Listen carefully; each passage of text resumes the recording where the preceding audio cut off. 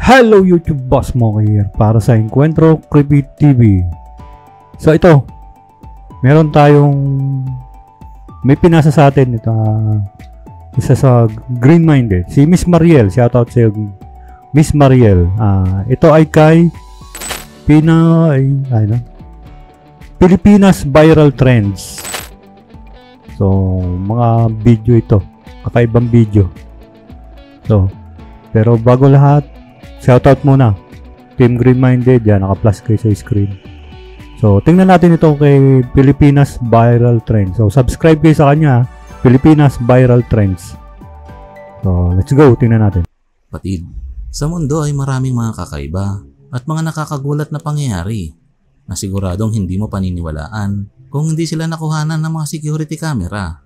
Kaya naman sa video nito, pag-uusapan natin ang mga pinakakakaiba at mga hindi inaasahang pangyaring nakuhanan ng kamera.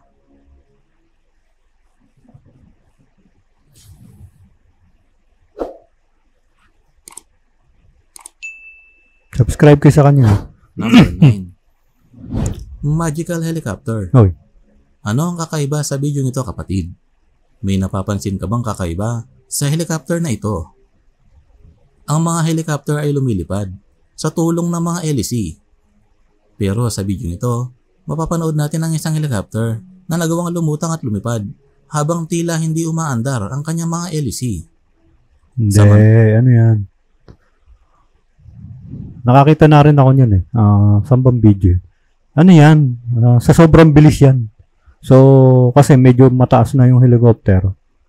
Sa sobrang bilis ng LEC niyan, na ikot niya, akalain mo na hindi siya umiikot. Pero umiikot yan. Umiikot yan. Pero ba naman di umiikot yan? Hindi umandar yan. Hindi lumipad yan. Nandyan ang ano yan. Nandyan ang lipad yan. Ano tawag yan? Ano yan? Cup. Ano yan? Basta yun na yun. Tawa, kalimutan ko. Ano yan? Umiikot yan pero napakabilis. Napakabilis na ikot yan. Kaya akalain mo sa malayong tingin na hindi siya umiikot. Meron pa yan yung ano, kung maaalala nyo yung mga pangkat ng, may mga ginagamit sa makinarya parang pangkat yata ng mga karne o prutas. Sa sobrang bilis niyang umikot, akalain mo, hindi siya umiikot. Hindi siya umiikot talaga. Sa sobrang bilis ng ikot niya. So, yun at yun din yung nakikita mo. Pero ang reality nun, umiikot yun. Nagkakat nga siya ng mga karne. So, parang ganyan lang din yan. Sa sobrang bilis niya. So, tingin mo sa malayo, hindi siya umiikot. Bro ba naman di umiikot yan? Kung hindi naman iikot yan, ano pa sense? Bakit inilagay yan? Di ba? Di tanggalin na lang yan. Ano pa sense? Para lagay niyan. Yung ano tawag niyan? Propeller ba? Ano pa sense niyan? Umiikot yan, ano lang. Sobrang bilis. Kaya akalain mo hindi siya umiikot. So, next. Wala ito. Samantalang ang mga helicopter ay ganito dapat ang LEC kapag lumilipad. Sa unang tingin ay parang CGI o kuha lamang ito sa pelikula. Pero totoong nakuhanan ito ng isang YouTuber sa Hong Kong. At ayon sa kanya, maging siya ay nagulat nang makuhanan niya to. Ano sa palagay mo, kapatid? Or pwede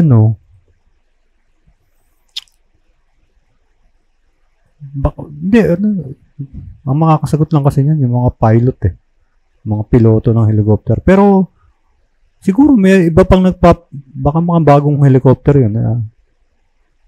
Nagpapalipad, may iba pa nagpapalipad sa kanila. Pero bakit nilagyan pa nun? Kung di naman kailangan yun na makakalipad naman siya na wala siyang propeller. Bakit kailangan pa? Di ba? Pero sa tingin ko, umiikot talaga yun. Sa sobrang bilis lang. For me lang yun sa akin lang yun. Anyway, kung may ibang paliwanag pa dyan. Pero I'm sure umiikot yan. Or kung hindi man siya umiikot, ano yan? Battery operated. Baka malaruan yan Hindi, kahit laruan yan, iikot pa rin yan. Ano lang yan, sa tingin ko talaga sobrang bilis lang. Yun lang yun. Sa tingin ko yun ewan ko kung may iba kayong paliwanag, kung may mga expert pa dyan pagdating sa ganyang makinarya. Sabihin nyo lang. Tingnan natin. Mike Tyson videotape. Napanood ko na. Kung mahilig ka sa boxing ay siguradong kilala mo si Mike Tyson. Siya ang binansagang Iron Mike Tyson dahil sa malakamaong bakal nito sa sobrang lakas niya sumuntok. Pero isang kakaibang pangyayari ang nakuhanan ng kamera sa laban niya noong 1995. At dito mapapanood natin ang isang tao sa audience na tila may dalang cellphone. At cellphone ba yun? Anong laban ito? Kinukuhanan ng video ang laban ni Mike Tyson. Well, alalahanin natin kapatid, 1995 nangyari ito at wala pang kamera ang mga cellphone noon at meron lamang silang mahabang antena at mukhang sabon ng safeguard. Alcatel. Alam ko yung cellphone na yun eh. Alcatel. Yung mukhang sabon. Pero dito, tingnan natin. Sa video nito ay tila makabago na ang dalang cellphone ng taong ito. Hindi, At may camera pa habang kinukuha ng laban ni Mike. Ano sa palagay mo kapatid? Ano yan? Kasi noong mga time na yan, uso na rin yung mga mga digital camera. Hindi pa cellphone pero yung mga digital camera, ang alam ko, sa pagkakaalam ko, may mga digital camera na yun. Pero hindi pa siya masyadong high-tech. Kung titingnan mo siya, kasi ang shot nun, minsan umaangat pa nga yung likod nun Meron patayo, yan, depende sa'yo. Pero may mga digital camera na nun, mga 1990s. Pero hindi siya ganun ka high-tech. Pero kung titingnan mo siya, at nakataligod sa'yo, akala mo cellphone talaga. Kasi nung panahon hindi mo na maiisipin hindi mo na maiisipin cellphone nyo kasi hindi pa nga rin tayo nakakita nung panahon na yun ng cellphone, 1990s. So, camera yan. Baka yan, Nikon, Canon, Sony, ewan ko. Hindi, basta yan. Ako, duda ko hindi ko naman alam kung time traveler nga yan Pero kung titingnan mo nga naman siya, para siyang smartphone, di ba? Ayun Pero yung panahon na yan, nakakita na ako nun pwede siyang iganon, kung titingnan mo yung likod niya, ayan, katulad niyan, para siyang cellphone. Pero yun? Camera yun. Camera talaga yun, na digital na. 1990s is marami ng kamerang magaganda. Kasi uso ng mga camera Pag may maganda ka kasing camera ng mga 90s, mayaman ka. Ka. Saudi boy tatay mo, nasa abroad nanay mo, nasa Hong Kong, nasa Singapore. Duda ko camera nga ito. Time travel? Wala pa naman nakapagpatunay ng time travel. Kasi kiniklaim yata nila dito is time traveler. So, hindi natin alam. Pero ako, duda ko talaga Nakakita na ako nito Yung cellphone na, yung camera na mahaba siya, ganun. Medyo digital na rin siya.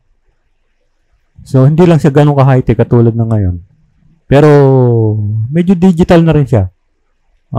Maganda na rin yung parang nga siya Anyway, panahon na yun, hindi pa natin kilala yung mga ganyan. Basta, ang alam natin, camera yan. Next. Cellphone nga ba ito? Galing sa hinaharap? Hindi. Evidently fail. Dahil sa pandemic at sa hirap ng buhay, ay lalong lumaganap ang krimen. Kaya naman mas makakabuti sa'yo na mag-stay at home na lamang. At baka matulad ka sa susunod na video natin. Isang nakakagimbal na pangyayari ang nakuhanan ng mga security camera sa lugar na to.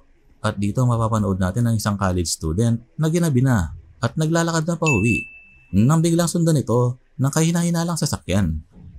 Mabuti na lang at may presence of mind ng estudyante at kinutuban agad ito na may planong masama ang mga nasa sasakyan. Kaya naman mabilis itong tumakbo pabalik at tila nakipagpatintero sa sasakyan. Nautakan ng estudyante ang mga kidnapper at na-realize nito na hindi mabilis na makakapagmaniobra ang sasakyan. Ano ang masasabi mo sa kanya, kapatid? Magaling. So yun, yun naman talaga dapat, pagka mga nasa panganib ka, presence of mind. Hindi ko naman sinasabing ganun ako, pero kasi minsan pag halimbawa nasya ka na nauna na yung kaba sa dibdib mo, napakadalang nung maging tatakbo yung kagad yung utak mo kung anong gagawin mo. Basta ang gagawin mo lang, automatic, is tumakbo.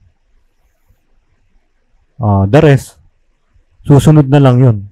Basta ang gusto mo, makalayo do sa lugar na yun. So, presence of mind lang talaga. Kung kaya mong utakan mo. Kung may mas malapit na mga police station, military detachment, doon ka tumakbo. Mas matutulungan ka nila. Pero kung wala naman, maging street smart. When you say street smart, gamitin mo yung knowledge mo. Halimbawa, ganito. Paano ba? Ayun, katulad nung ginawa nung lalaki.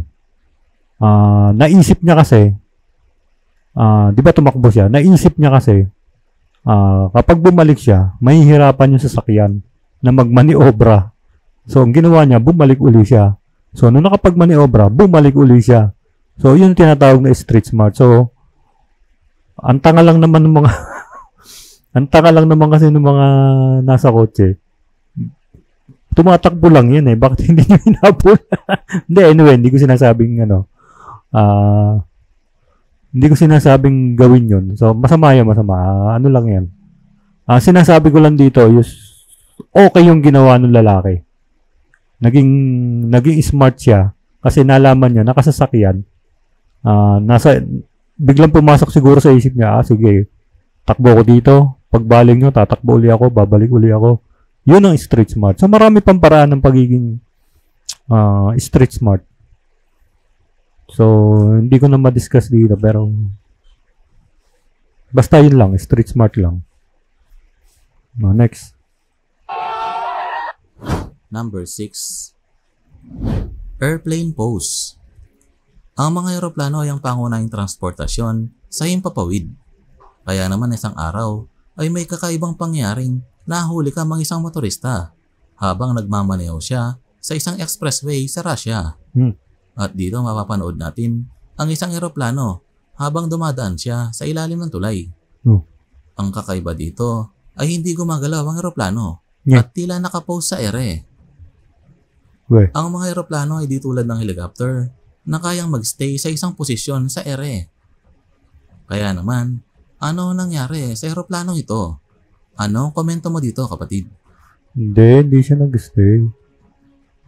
Bakit parang may tali? Parang laruan.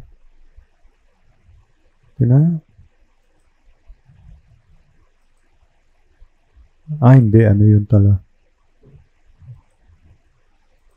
At dito mapapanood natin ang isang eroplano habang dumadaan siya sa ilalim ng tulay. Ang kakaiba dito ay hindi gumagalaw ang eroplano at tila nakapose sa ere. Ang mga eroplano ay di tulad ng helicopter na kayang magstay sa isang posisyon sa ere. Kaya naman, ano nangyari sa eroplanong ito? Anong komento mo dito, kapatid? Hindi, umaandar siya. Ano lang kasi, paano ba papaliwanag yun? Umaandar siya. Kasi pa-landing na yun so medyo mabagal na yun. So, ano yan Ano ba tawag doon? Umaandar yan. Kasi, nung dumaan ka sa paano mo nasabing hindi umaandar? Dumaan ka lang naman sa ilalim ng tulay. Tapos nandun pa rin siya. Umaandar yan. Or kung totoo man ito, hindi, walang naghihintong ganyang aeroplano. Or kung ano man ito, Kung talagang nakuhanan niya to, maaari laruan ito. Maaari laruan ito na parang balon, ganun. Hindi pwedeng gumanyan na aeroplano. Hindi naman helicopter yan na kayang mag-stay. Dire-diretso yan. Ang nagpapaangat nga dyan yung turbo engine niya. Paano mag-i-stay? Ano yan? Umaandar lang yan. Umaandar siguro yan. Mabagal lang. Kasi palanding na yan eh. Kitang-kita naman na palanding na siya. So, siguro, ikaw ang mabilis. Ikaw ang mabilis dyan, yung kumukuha. So, akala mo siguro, hindi yung maandar. Pero putol yung video eh. Dapat hinabaan nyo yung video. Kasi kung maniniwala ako dyan, kung nag-stay ka pa dyan, tapos binidyohan mo siya ng matagal. So, kung nag-stay ka pa dyan ng mga 1 minute at nakita, andyan pa rin yung aeroplano na yan, nakakapagtaka nga yun.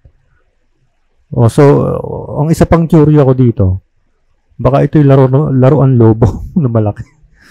Kaya hindi siguro gumagalaw. Parang may tali eh. Yun nga natin. Or poste yung nakita ko nasa puwet. Baka laruan to.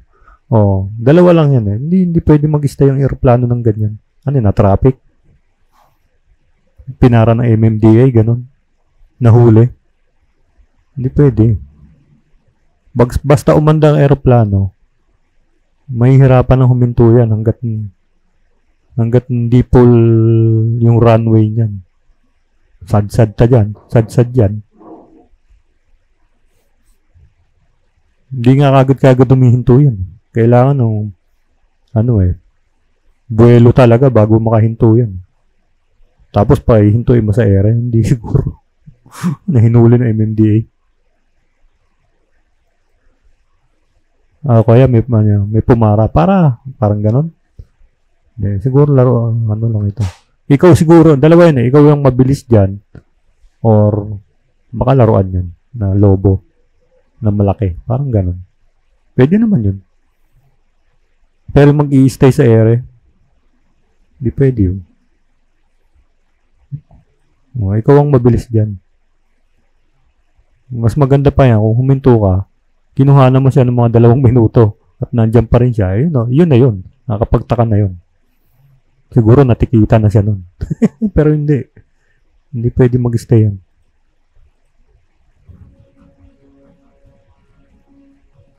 Ayun na, parang may tali sa put eh. Ayun. Kita nyo? Ayun o. So, parang laruan ito. Ayun o. Wala ito. Ito, pinara ng MMDA. Aso ang tinuturing na man's best friend. Pero paano na lang kung ganito ang gawin ng mga aso mo sa kotse mo? Nakaw, sinira ang kotse. Ang video nito ay nakuhanan ng isang mekaniko noong 2016 sa bansang Turkey. At ayon sa kanya, pinark niya ang sasakyan sa harap ng kanyang shop. At nang balikan niya ito kinaumagahan, ay nagulat siya nang makita niyang wasak na ang harapan ng kanyang sasakyan. Nang una ay nakala niyang mukhang may nagtangkang magnakaw sa sasakyan. Pero nang tignan nila ito sa CCTV, ay nagulat sila dahil isang grupo pala ng mga aso ang salarin at tila pinagtripan nila ang sasakyan. Ano kaya meron sa sasakyan, kapatid? At tila galit na galit ang mga aso. Baka may naamoy yung aso. Baka may naamoy doon sa loob. Kasi matatalas ang pang-amoy ng mga aso eh. Sa lupa nga pag may naamoy yan, talagang uhukayin nila eh. Diba? Kaya yun eh. Kaya nga ginagamit na yun eh, bomb sniffing dog, cadaver dog, ganun. Cadaver dog. Tama ba? Tapos yung mga yung mga drug sniffing dog, mga ganun. Hindi talaga nila lulubayan yun. Palagay ko may naamoy siya dito. May naamoy sila dito eh. Yung sa kotse na yan. Kaya pilit nilang binubuksan. Ayun, wasak ang kotse. Number 4. Uy, The floating car.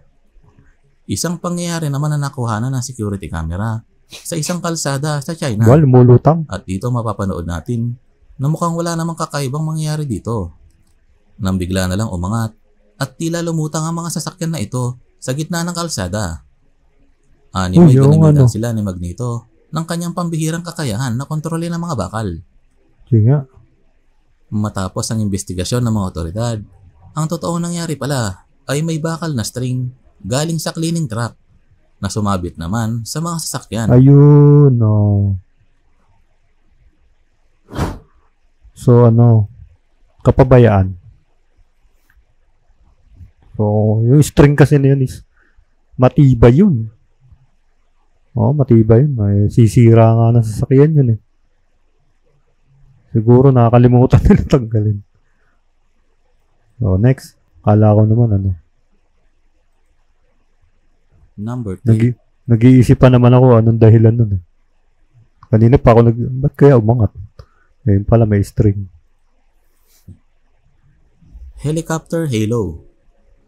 Kung namangha ka sa naunang helicopter, ano naman ang masasabi mo sa helicopter na to? Na animoy, umaapoy o umiilaw ang kanyang hélice habang naglalanding at nagte-take off. Ang tawag sa effect na to ay the Kapechels effect, kung saan tila nagkakaroon ng halo ang hélice ng helicopter habang naglalanding at nagte-take off sa isang desierto. Alam ko ang meron nito is mga US Army, US Marines, US Army. Ayan, sila meron yan. Bilis niyan. Sobrang bilis, nag-aapoy yun, no? Nagagawa ang glow na ito dahil sa mga lumilipad na buhangin sa tumatama buhangin. sa bakal ng hélice. Kaya pala. Tama. Buhangin nga. Mag-i-spark yun eh. Sobrang bilis. Yun, parang naman, nagkakaroon ng mga spark. Number 2. Teleportation. Sa video nito mapapanood naman natin ang video sa dashcam ng isang sasakyan habang sinusundan ng isang truck. Sa una ay maayos naman ang daloy ng trapiko nang biglang mapakabig pa kaliwa ang truck. Yun pala ay may biglang lumitaw na babae sa gitna ng kalsada. Kaya naman biglang napakabig ang truck. Sa video mapapanood natin na bigla na lang lumitaw ang babae at tila hindi man ito nagpanik at kalmado lang na naglakad sa tabi ng kalsada. Lumusot siya, no? Habang ang truck driver naman ay nagulat at kinabahan. Kaya naman napatabi pa ito sa gilid ng kalsada. Kung susuriing mabuti, ang babae ay nakasuot ng kakaibang damit. Ano sa palagay mo, kapatid? Scientist ba ang babaeng ito? At ebidensya na ba ito ng teleportation? Oo nga, no? Medyo mahirap ipaliwanag yun. Sa tingnan natin. Paano nangyari yun?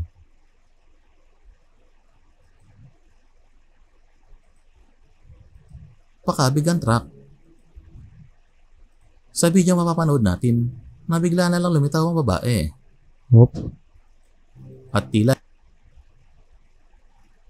hindi man ito nagpanik at kalmado lang na naglakad sa tabi. Pero lumusot siya doon sa truck. Parang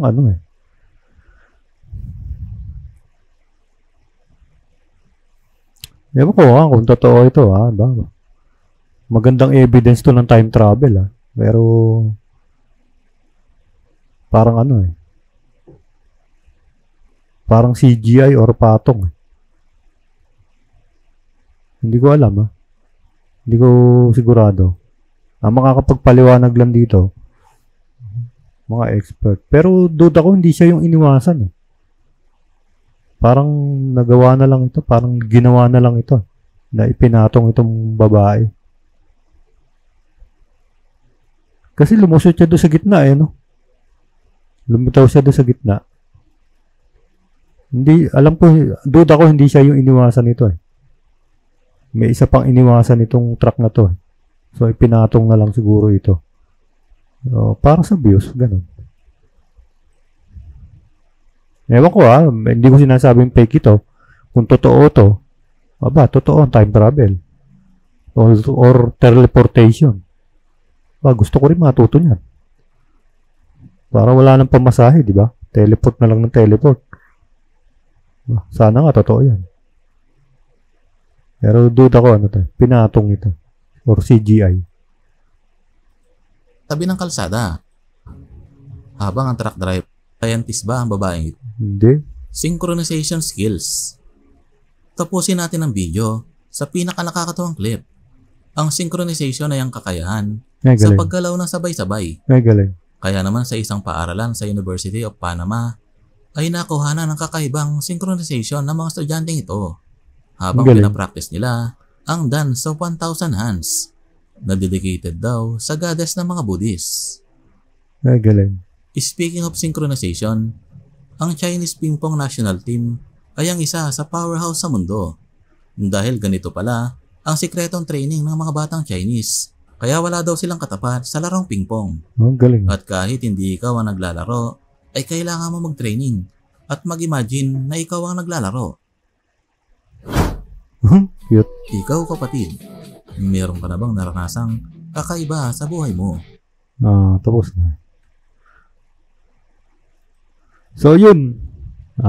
Maraming salamat kay Pilipinas Viral Trends. Sa nag-share sa akin ng link si Miss Mariel. Maraming salamat sa link na binigay mo.